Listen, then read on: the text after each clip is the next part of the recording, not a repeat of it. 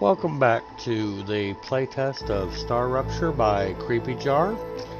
This is August 11th, approximately 8:35 in the morning, and unfortunately, it's probably the last day of the playtest. There's probably about 4 or 5 hours left, and while this is not really a playthrough or a review, I'm not actually trying to accomplish much of anything in game right now other than show you how beautiful the game itself really is. Just a couple of the mechanics, nothing. I am detecting increased Rupture activity. Prepare yourselves for a wave. And also show you just how chaotic my base is. I could hide behind the fact of saying that because it's a playtest, I was pretty much doing my best just to accomplish as much as possible in as short a time as possible. And while that is the truth, after they extended the playtest twice, I could have cleaned things up, but guess what? I like chaos, and if it works, is it really broken? Let me answer that for you real quick. This is the smart rail system where resources move where they need to be. It's a smart pull system, not a push system, so if something needs more, it requests it. If it has a path that's valid, it'll get it. But what happens is you end up with a mess. Now, my base, this is my primary base, by the way, is more or less a grand loop. These are storage containers. These are production, which would be smelters, fabricators, and furnaces. You may notice that these smart rails have arrows pointing the direction of which things can flow. If you want to change direction on a rail, you have to deconstruct it and reconstruct it. Understandable, but it also gets in the way sometimes. But hey, that's part of the fun. It is smart enough to interweave when it meets these junctions, but as you can see, there are plenty of bottlenecks. There are plenty of log jams, as it were. This is my habitat. It has 3 layers because of vanity. The top floor is primarily windows, so I can watch the world burn. I'm easily amused. Second floor was just there so I could get a third floor, but I do have some storage there. This is the base core. It is the heart of your base. It's what you build from, but its primary function in-game is to cool your base down. Mine is well beyond its appropriate capacity, but it hasn't failed me yet. Like I said, lots of storage units. They make a good buffer.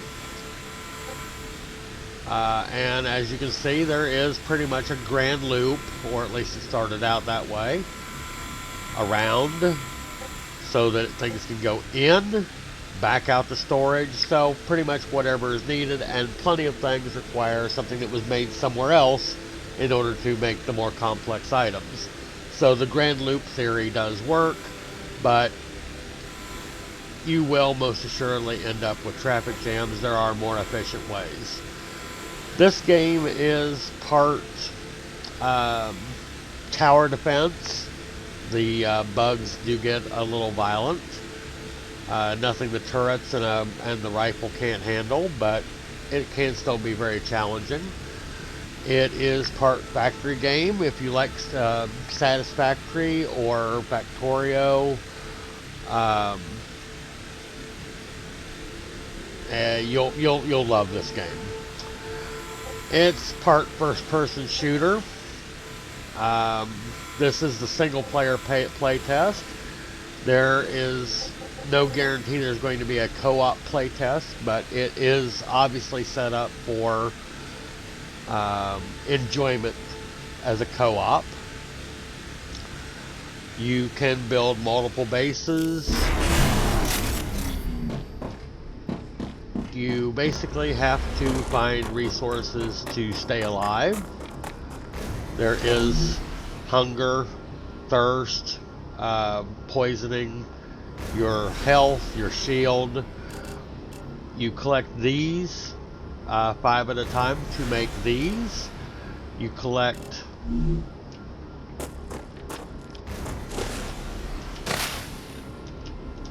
That's a snack.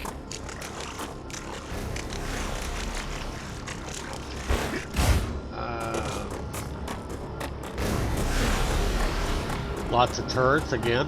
You gotta protect your base. There's some of those lovely orange things.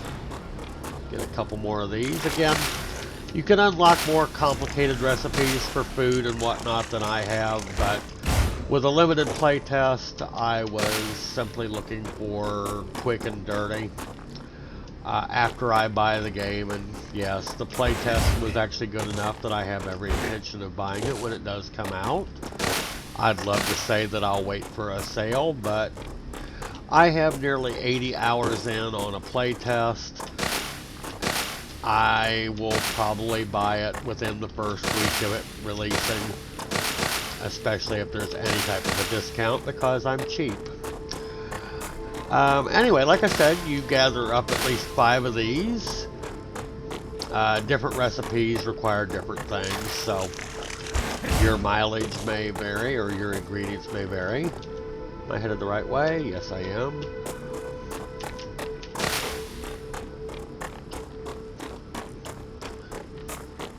We'll go ahead and go back up here to the food station and show you how things are made.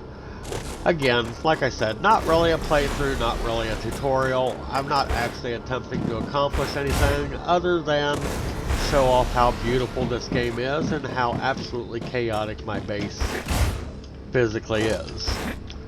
I will mention that, okay, that rail is in a horrible place. I may actually spend part of the time before the playtest is over fixing that. It won't be in this video, however. Like I said, I can make 4 of these, so thank you very much. I can make 1 of this. You have officially become a cook. On Arcadia 7, there were less than 100 of you in total, so it's quite a prestigious honor. The voiceovers are actually quite entertaining. However, some of those, like that particular one, gets a little repetitive. You will find yourself constantly collecting food, constantly eating and drinking. I get it. It could be a little bit less heavy-handed about it, but it's fine. The big thing is the recipe station, where you have to find one of the item before you unlock the recipe to make the item. This is a major sticking point. When you go out into the world and you find it on dead bodies or in the derelict buildings or the crashed drones, if you don't make it back to your base before you die from thirst, hunger, bugs, falling from great heights, plenty of ways to die, your body is left with your inventory, but those critical components that you just found get deleted. And some of them are rare enough that you will spend the other half of your game actually looking for another one. And considering you have to find at least one to unlock the recipe, it can be a little bit of a buzzkill. I am sincerely hoping that they rebalance just a little bit to make some of the items a little bit easier to find. I like a challenge, but I don't want frustration. While exploring, you will run into bugs, you will run into poisonous foliage, you will run into radiation. There are different methods of dealing with that, either through things that you eat, going around things, setting up miniature bases to set up turrets to lure the bugs into. It's a game. You'll have fun. I certainly have. I have, like I said, almost 80 hours in on a playtest on a game that is just an early release. The map is absolutely huge. I think I remember hearing them say something like this is 15% of the whole map. Other videos that I have watched have seen people out this far, and some truly amazing areas that I haven't been able to get to. I was primarily base building and looking for missing components for recipes. I was extremely happy and very grateful for the fact that they have extended this playtest twice. Not just once, but twice. I was fully expecting it to end quite a while ago. I do believe it is going to end today, however. Them extending it a third time would infer that they're trying to fix a bug and while they still have a captive audience. I think what will probably happen is they'll either do a second playtest later on, possibly for co-op, or another single player just to torture the engine a little bit more. Or it could disappear for a month or two and come out in early access and people will pay to test it. Because I can tell you, this game is very addictive. It is beautiful eye candy. It's a good mixture of challenge. You get a sense of accomplishment from actually finding things, from building things. If you like any type of factory game, any type of tower defense game, you like beautiful eye candy. The effect for the Rupture itself is gorgeous. I'm currently playing on a Ryzen 9 5900X with a RTX 3060. That is technically a little bit, the video card is technically a little bit below their recommended. It might well be within what they're considering the minimum, but I have the graphics cranked up a fair bit. Again, I like eye candy. I'm easily abused, and I freely admit it. And I'm still getting a fairly solid 30 to 60 frames per second, so I'm not unhappy. It can get a little stuttery from time to time, but never so bad that I die from it. I could turn some settings down. To be fair, I'm also playing on a 1440 ultra-wide monitor, which is pushing this poor little RTX 3060 even harder than it normally would. At 1080, I would probably be getting at least 40 to 80 and probably not stuttering at all. There have been reports during the playtest that this game is a memory hog. I have routinely seen it take upwards to 31 gigabyte of memory. I have 64, but it is something to consider that they probably need to do some optimization or have some heavy warnings that 16 may not cut it anymore. 32 might be very soon become the new minimum for these larger open world type of games. It is using the bulk of the 8 gig of video memory, which should be considered the barest minimum of any video card today. I believe there are cards out there that have less than 8. I know that there are cards that are available as 16 or 8. Trust and believe, you should buy the one with 16. I use pretty much nothing but NVIDIA cards, so I cannot comment on how it works on anything other than the card I'm using.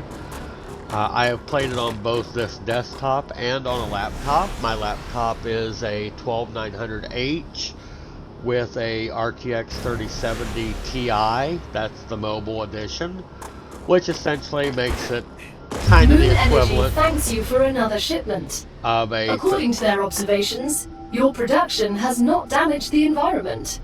The amount of greenhouse gases in Arcadia 7's atmosphere has not changed. Sorry, I actually wanted to hear what the voiceover was for that. Anyway, the laptop that I've played it on is a 3070 Ti with a 1080 screen. It's more or less the equivalent of a desktop 3060, in my personal opinion. It might technically be a little smoother than this, but again, lower resolution and a slightly higher spec of mobile, which of course go down one for desktop equivalency. In general terms, that's not an absolute rule. It's smooth. This is the corporate terminal. This is the contract that was just finished. I'm about to get a inventory upgrade. I'm actually going to look at my inventory. I currently have 32 slots. I believe that said I'm going to get 8 more. We'll go ahead and claim Due to that. your hard work, we have decided to increase the capacity of your pockets. Your inventory has been updated, and you can now fit more items into it. That's what I always wanted, carry around more stuff. Yep, I have one more row. I had 4, now I have 5. So that's always good. There's nothing more annoying than having to drop stuff just because you want to pick up more. The basic item printer you start off with at the very beginning of the game. Basic building materials is what you build everything out of. In fact, you use it to create ammo and rifle ammo, turret ammo. This is the equipment upgrade station, which you have to work pretty hard to get. You can modify your sidearm. You can unlock and modify your rifle. This is the analysis station. I normally wouldn't do this, but I can throw this in and you get points for it.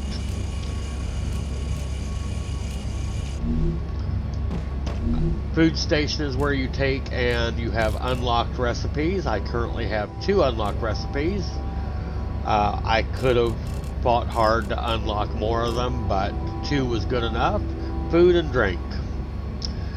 This requires 5 items to make one of these, as does this require 5 of those little white bulb things to make one of those. You will be spending a lot of time collecting food. It's probably one of the things that needs to be rebalanced before the end of early access, or when it releases into early access. It just needs a little bit more of a rebalance. You don't really need to spend half your time collecting food just so you can go out and explore.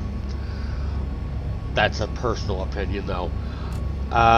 One troubling point is, like I said, you have to find one of an item before you get the opportunity to make an item. So, for example, for glass, you have to find one, insert it, and then insert these other items. For example, I still haven't found the super magnet, and I can pretty much guarantee you that I'm not going to find it before the end of the playtest, because I'm probably not going to play a whole lot longer after this video. I can end on a happy note as it is right now. I've accomplished quite a bit. I've enjoyed a lot. I've reported a couple of bugs. I've given some feedback, and probably cost myself money because it's a game I'm definitely going to buy. But anyway, like I said, you have to find a super magnet before you unlock the recipe for a super magnet. Also had to insert titanium bars, wolfram powder, and data points. If I were to go find this super magnet and die on the way back to the base, I would lose it. It's already rare. I do hope they fix this. Or at least, if not fix, at least make there be a difficult way around not finding it, or just make it a little bit easier, or a little bit more common of an item to find if you at least poke around hard enough to find it. You also can unlock, like I said, different recipes. I obviously have this one, but you can have this one here that gives you 12 calories, takes away 20 toxicity, heals 30 hit points, but you insert an awful lot of what would otherwise be considered food or ingredients to unlock the recipe. That's why I stuck with just the basics.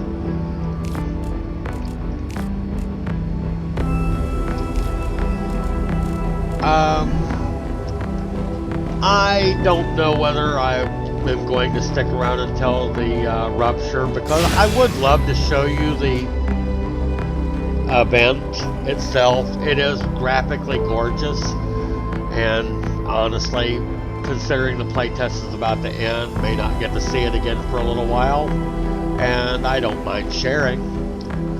But I'm also honest enough to know that this video is probably pretty boring. Most of the other YouTubers that have created content on this game have been on a mission. You know, I'm gonna go over there and explore. I'm going to, right after the Rupture, I'm gonna go down this hole and see what's there. I'm going to build lots of turrets and try to get past this base. Early game, one of the things that was kind of challenging, at least until I figured out how to do it, was these map stations. They start out not activated, and you have to basically activate them. The whole world shakes, an entire wave of bugs tries to kill you, and you start out with your handgun. Nine in a clip, and a horde of bugs trying to kill you and reinfest this radar. Well, it unlocks a circular area once you've unlocked it, and rather nice, but it is frustrating. The first one, which I think might have been this one for me, was a little easier, but as you go, it gets harder and harder. And without the rifle, you're not going to do it. To be totally honest, the easiest way to do it is to set up a base core, set up at least a couple of solar panels or a wind tunnel, or wind power, set up 1 or 2 turrets, get yourself ready, activate it, defend the flag as it were. And once it's activated, you'll get the enhanced map for the area. Speaking of which, you don't get the map from the very beginning. You actually earn that by doing one of the contracts. I'm okay with that. It's not too far into the game. It's not terribly hard to get. Being so early, a lot of the overlay text that they could have had here is obviously still blank. If you get far enough out, you'll actually find tablets and whatnot that have conversations in Polish. I believe Creepy Jar is based over there, and it just hasn't been translated yet. It's not important for the playtest, but it is kind of fun and cool to see the game in its in progress state. I mean, it is absolutely gorgeous. The sound is good, the voiceovers are humorous, especially during the tutorial. Some of the jokes, you know, you're kind of a smart aleck convict of a scientist. here trying to work off your debt and saying, if the machines already know how to do that, why do I have to unlock it? And then they play you a recording from some corporate saying, there's no way in hell I'm going to trust them with this. They can earn it. Why do we have to send stuff to you this way, that way, or the other way? You can just set the prices lower. And, you know, the joke is humorous. That's why you're not the richest person in the universe. So, it has humor. It has great graphics. It has a good gameplay loop. A little bit of rebalancing would make things more fun without taking away all the challenge. I would actually love to come across some bugs, but I don't want to get too far away from my base because honestly I'm mostly sticking around just for the Rupture. I would love to show you the graphic effect. I freely admit that I'm killing time hoping that the Rupture event is soon. I'm very much hoping that my voiceover is actually in the recording this time, because the previous 35-minute video was actually meant to have a voiceover, but I am a noob, an idiot with OBS and or editing software, and the audio channel was not there. So, sorry. It was probably a pretty boring video. It still got like 25-30 views, which for a channel with 4 whole subscribers is probably amazing. Obviously, this is not a monetized channel. Also, obviously, I'm not a professional competitive game player. In fact, in a lot of games, I'm pretty bad.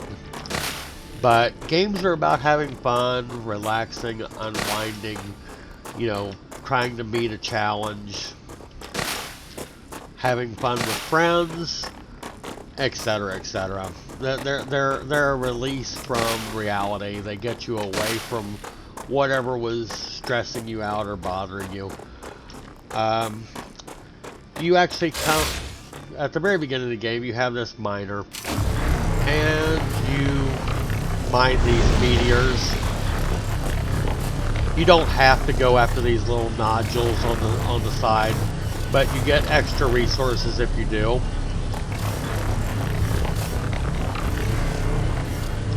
I don't think I can get the angle on that. There we go.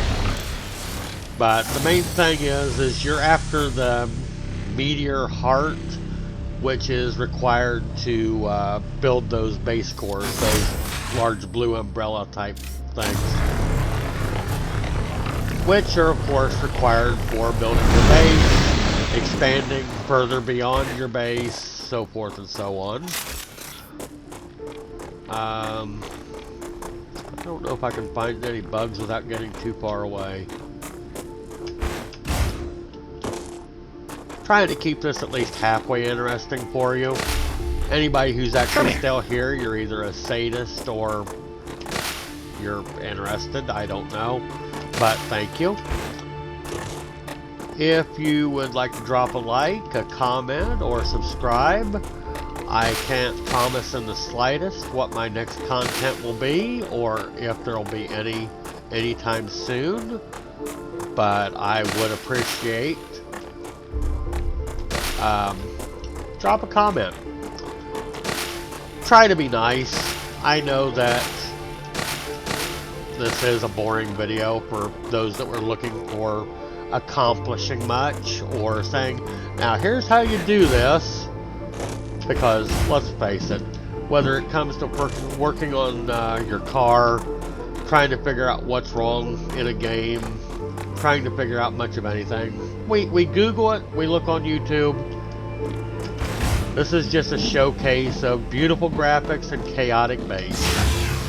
This is one of my little accessory bases with a regeneration chamber and a place to hide from the heat. This is one of the earlier bases with just a solar panel. Most of my others have the wind turbines. Up here, you'll have a radiation zone, which will kill you rather quickly. There is actually a way to cheat the radiation in the playtest, but I am not going to do that right now. Number one, because it requires doing something that somewhat interrupts the recording. But also, in a limited time play test like this, I'm not above cheesing the system just a little bit. But I don't want to encourage what I consider to be cheating either. So, sorry. If you're currently playing the playtest, then I don't know why you're watching this video right now, because time is running out on the playtest. But if you're really interested, I'm sure that the discussion in Steam will tell you how to get around the radiation zones. But as for outright telling you how to cheat, no thank you. But I will tell you that the very same cheat does work for multiple aspects of the game, shall we say, and I make no bones about it. I have used this exploit to gather food and gather water so that I could spend more time actually exploring. Primarily because I couldn't find certain resources to unlock recipes, limited time playtest. I can rationalize all I like. It's not something that I would plan on doing in a regular playthrough or anything like that, so I'm not going to encourage it. May have to do without the bugs for this little video, but there's plenty of other videos out there that have them, so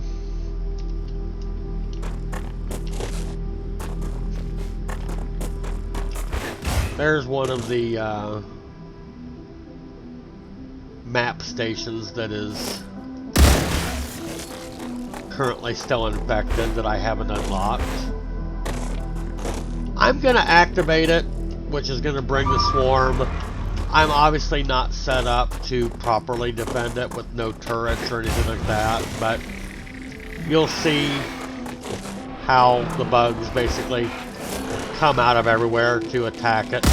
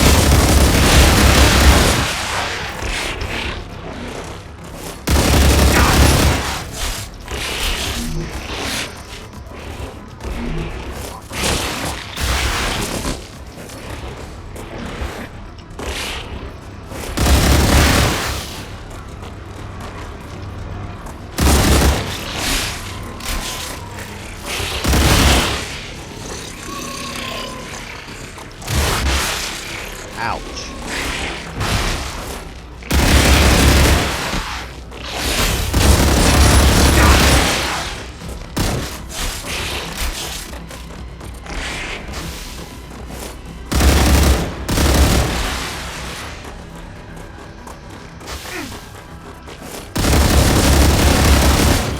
Those little green spitters are actually the ones that I was talking about that are extremely overpowered. They can basically hit you from halfway across the map, it almost feels like. Believe it or not, I actually did pull that off without a turret. Sometimes when you kill the bugs, they drop this. They're good for...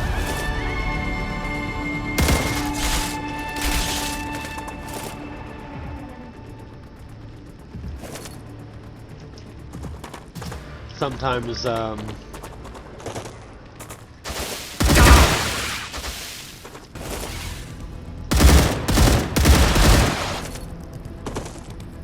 I'm almost positive that I need to be heading back towards my base fairly soon.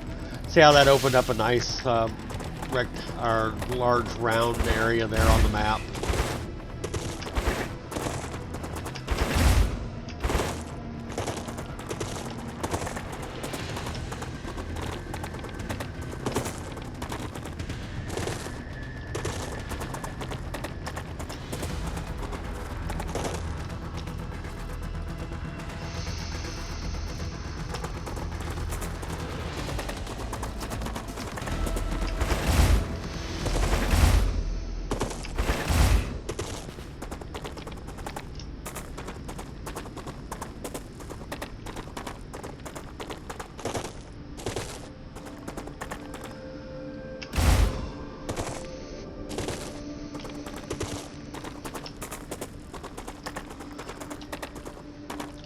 There's a lot of different biomes that you'll come across. Fairly lush, fairly desert. It's going to be a pretty nice looking game by the time it's all done. Sounds like my turrets are having fun with something. That's always a positive.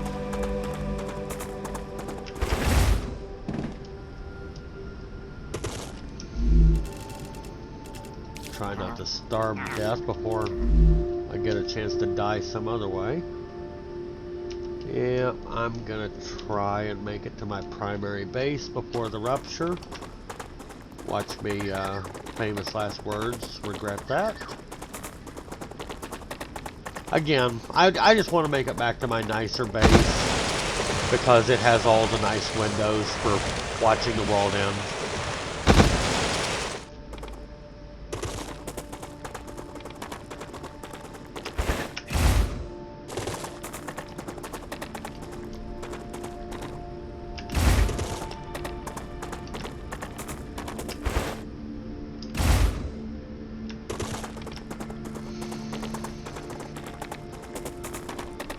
After all this running, watch me still have to wait for the end of the world.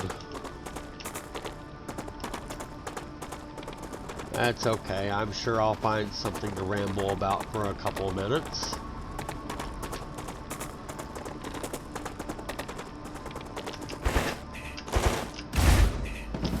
This is the Mega Press. This is one of the last things that you'll unlock as far as production equipment.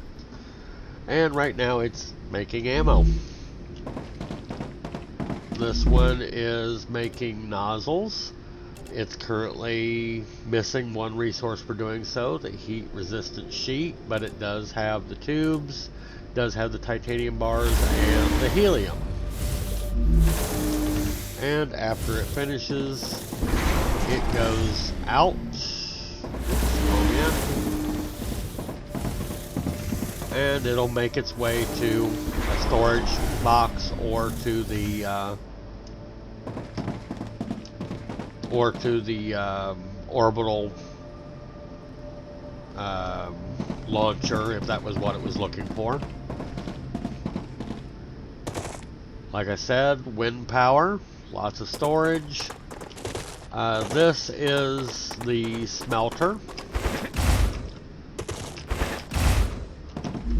This is taking the wolfram and turning it into wolfram bars. I'm storing it in bulk going in. And I'm storing it in bulk coming out. This is partially a side effect of playing other factory games where you need massive buffers for everything. This game doesn't specifically need buffers, but they do help on occasion. That's the nice thing about a game like this. You can play it how you want. There isn't particularly a right way or a wrong way. There are ways that will not end in success, but that doesn't particularly make them the wrong way.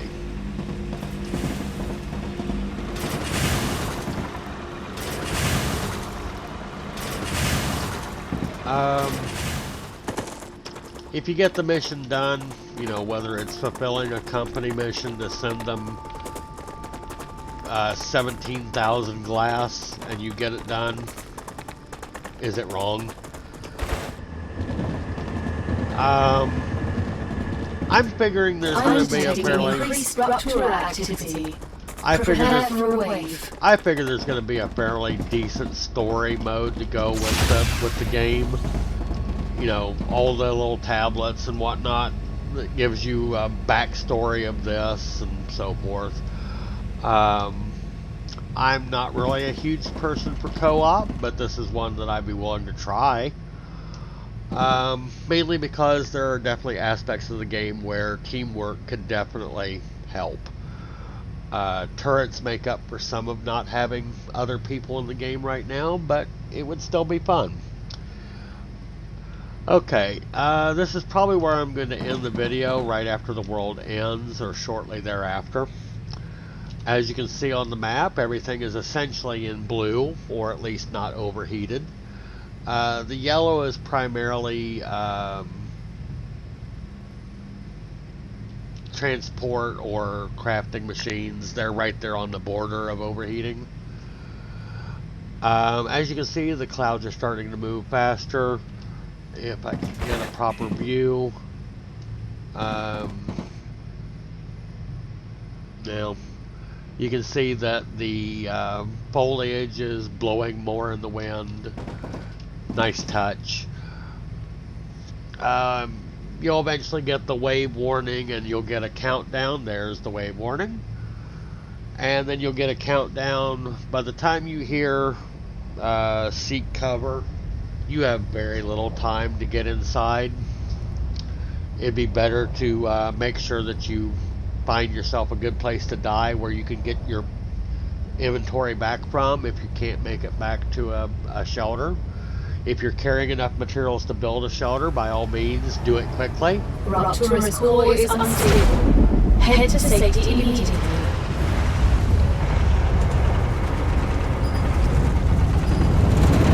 It's a very nice effect.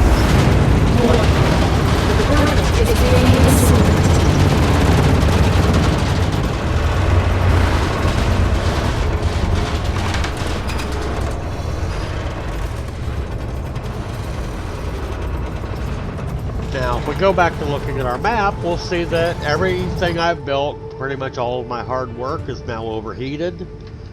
You can manually remove heat from things, but it's primarily the job of the base core to maintain the heat levels on your base.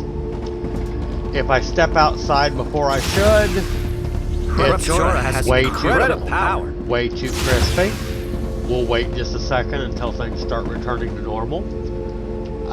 You will notice that things within acceptable parameters are still moving on my rails, but that's because they started moving before the event. Everything is currently pretty much non-functional because it's overheated.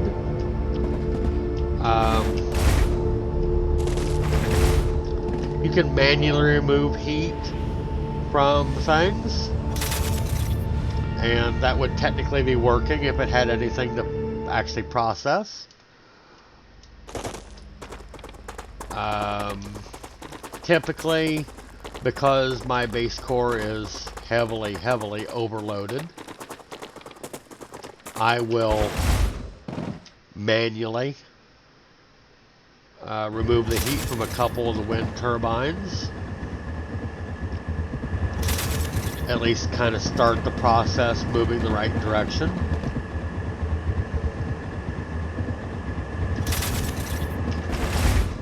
storage units don't input or output while they're overheated. Obviously, fabricators, smelters, and furnaces don't work when they're overheated. You can remove the heat from foundations, but as of yet, at least in the playtest, I haven't found a good reason why we care. When you look at a turret, you can see the ammo. I am sincerely hoping that they have a belt-driven or a rail-driven autoloader, because the larger your base, you'll spend all of your time refilling your turrets if you're in a disputed area, shall we say. And that's just less time for gathering food, exploring, building more of your base, so forth and so on. Challenge good, but don't turn everything into a grind. So I'm going to give you one last good aerial view, just because I'm actually proud of just how chaotic this mess actually is. This horrible mess looks a little bit like a 5-year-old rewired a Enigma machine, but it actually works for the most part. I've unlocked almost all the company contracts that are available in the playtest, and I'll take that accomplishment as an accomplishment. I feel good about it, and that's what I'm here for, to enjoy myself. So, again, a huge thanks to Creepy Jar for the playtest, and I'm very much looking forward to the early access. This is a game to keep your eyes on, folks.